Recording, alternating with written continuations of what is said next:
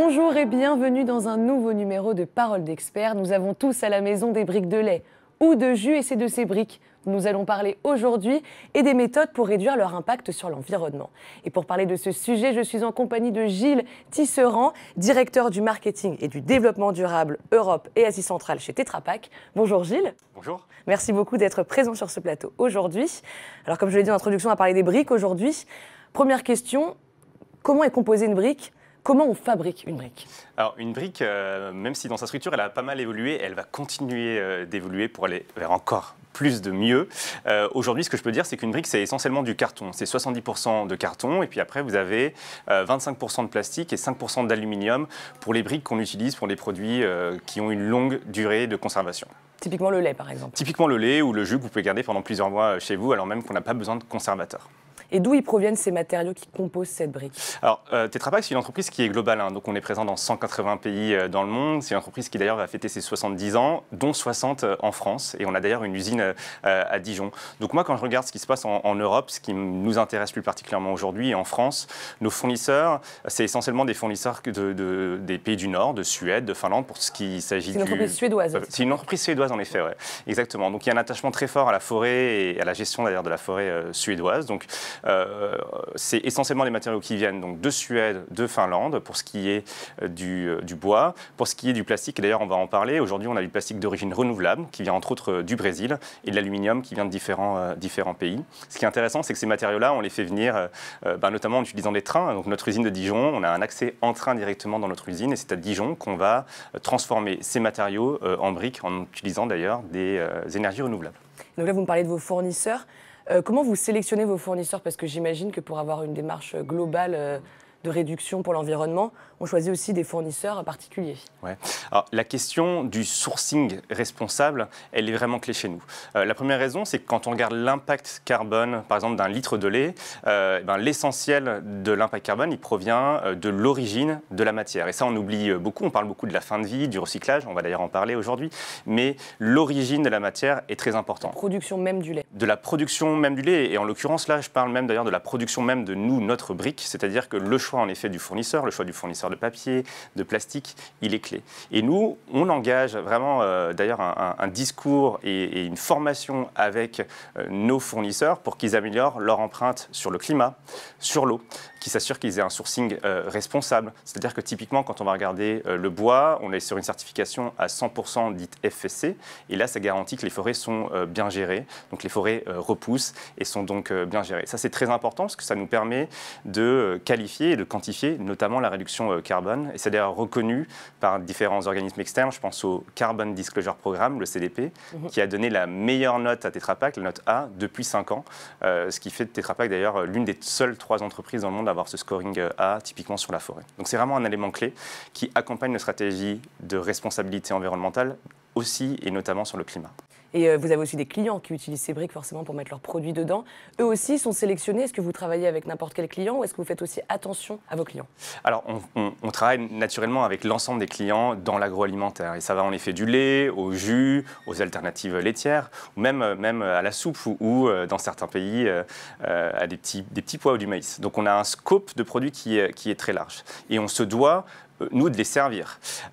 Par contre, on fait très attention, en effet, à travailler sur l'impact carbone et eau et électricité de leur usine. Et c'est la raison pour laquelle, d'ailleurs, Tetra Pak s'est transformé d'une entreprise d'emballage à une entreprise de solutions sur l'agroalimentaire. Et on les aide à réduire, eux, leur empreinte carbone, eau, électricité dans leurs usines via nos équipements. Vous leur apportez des solutions ? On leur apporte des solutions, du consulting et des équipements, typiquement des machines qui vont utiliser beaucoup moins d'eau. Moi, j'adore utiliser un exemple et on en place beaucoup en ce moment chez des clients. C'est un module qui permet de réutiliser 99% de l'eau utilisée dans une usine. Donc, c'est vraiment très important et c'est vraiment dans notre état d'esprit d'accompagner en amont et en aval nos clients de l'agroalimentaire dans cette transformation vers le mieux pour ce qui est de l'environnement. Leur transmettre vos valeurs. Exactement.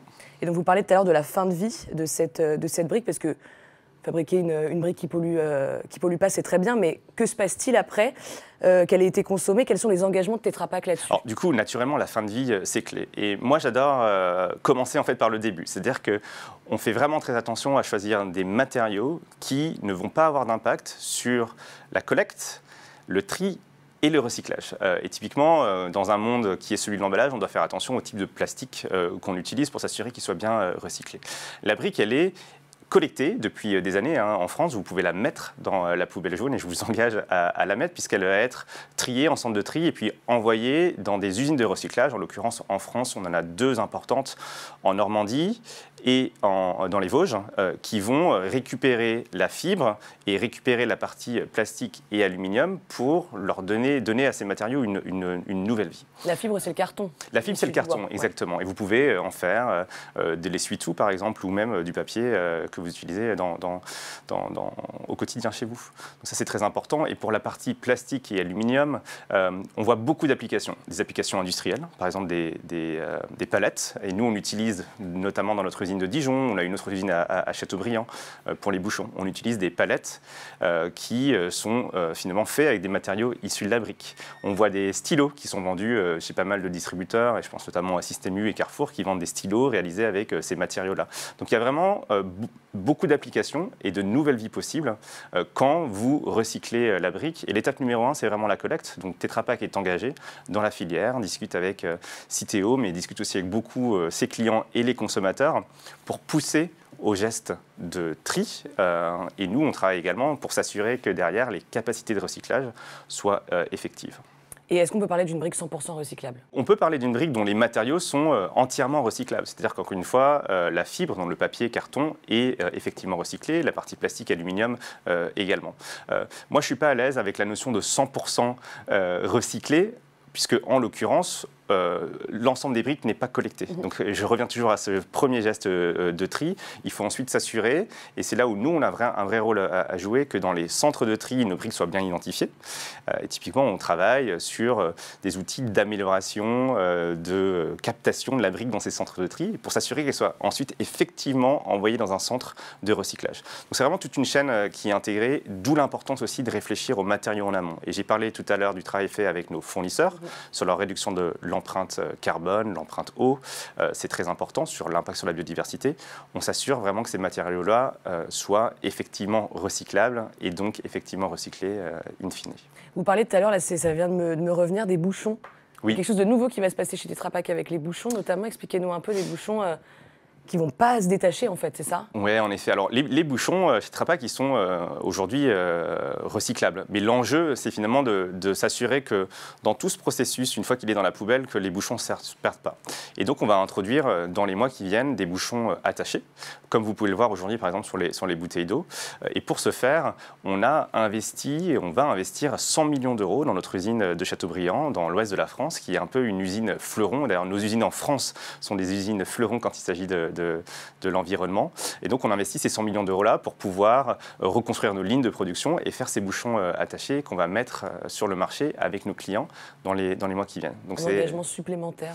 Un engagement supplémentaire à la fois avec une approche industrielle locale en France, et je pense que ça c'est assez important et unique, et qui est naturellement lié à un engagement environnemental, également lié aux déchets, du coup, à la gestion du déchet. Et à côté de cette brique, est-ce qu'on peut, dans une logique de préservation de l'environnement, est-ce qu'on peut penser qu'un jour on reviendra au verre, à la logique de la consigne? Alors, moi, je pense que toute amélioration de l'emballage, elle est bonne à prendre. Et la consigne peut répondre sur certaines catégories, notamment le sec, à pas mal d'opportunités, puisqu'il s'agit de remplacer notamment des plastiques dits inutiles, qui d'ailleurs sont challengés par la loi AGEC, anti-gaspillage et économie circulaire. Il ne faut quand même pas oublier qu'il y a des catégories qui sont beaucoup plus sensibles en termes de protection du produit, en termes de perte du produit. Et typiquement, une brique de lait dans un process qui est dit ambiant, donc de longue durée, elle a l'avantage de ne pas utiliser de conservateur et de pouvoir conserver votre lait dans la durée. Et nous, on s'attache vraiment à améliorer ce profil environnemental de la brique. Donc la consigne peut être une réponse assez simple sur le sec, sur le liquide c'est plus compliqué. Et nous on a tout un travail qui a commencé depuis des années et finalement on l'améliore chaque année cette brique. Typiquement en 2025 on va être capable de mettre une brique dont l'ensemble des matériaux sera soit d'origine recyclée, soit d'origine renouvelable, donc finalement issue du végétal. L'avantage, c'est de sortir du monde du fossile.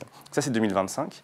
Et en 2030, on mettra sur le marché une brique qui sera issus 100% de la fibre, donc 100% issus du monde, du carton, du papier, du bois. Plus d'aluminium, plus de plastique. Plus d'aluminium, plus de plastique, issus entièrement d'une ressource renouvelable, bois, jusqu'au bout, et donc où on aura l'empreinte carbone certainement la plus basse du marché, le poids le plus léger, ça c'est important quand on y pense, et quand je pense à la bouteille verre, il ne faut pas oublier le poids et la casse, et un emballage qui continuera d'être effectivement recyclé.